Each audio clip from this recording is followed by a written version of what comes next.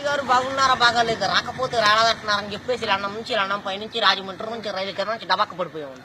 వచ్చేసామండి అమలాపురం పెట్రోల్ ధరలో వచ్చేసామండి. ఏమంటే మా ఇంట్లో డబ్బుకేం దానికేం లోటు లేదండి. మరి మా ఇంట్లో కోట్లు ఉంటే కుక్కలు తినేస్తున్నాయి, లక్షలు ఉంటే నక్కలు తినేస్తున్నాయి, ఏలుంటే ఆకలు తినేస్తున్నాయి, పదులుంటే పందులు తినేస్తున్నాయి, ఆఖరి చిల్లర ఉంటే చీమలు తినేస్తున్నాయి.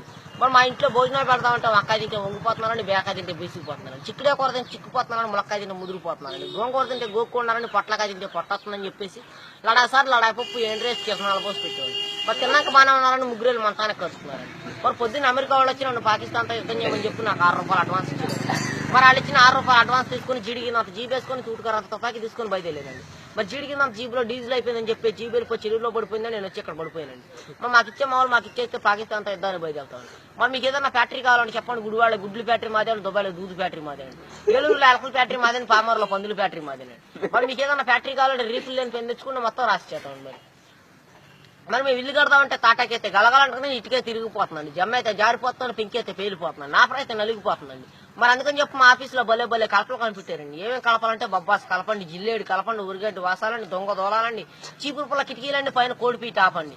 మరి పైన కోడిపీట ఆపేందుకంటారా వచ్చే వర్షాకాలంలో కారు సువాసన వస్తారు. మరి మా ఇంట్లో పెళ్లి భోజనాలు చెప్పుకుని ఎక్కువ జనం రారు కానీ కోడిపీ సువాసన అని చెప్తూ ఊరంతా వచ్చి కూర్చుంటారండి. మరి మా ఇంట్లో కేజీ బంగారం ఉంటే కుక్క నాకిందని చెప్పి చెత్తకుప్పలో పడేసేవాడిని, కోడి పిల్లలు నూకల్లాకి ఎట్లా వచ్చేవాడిని.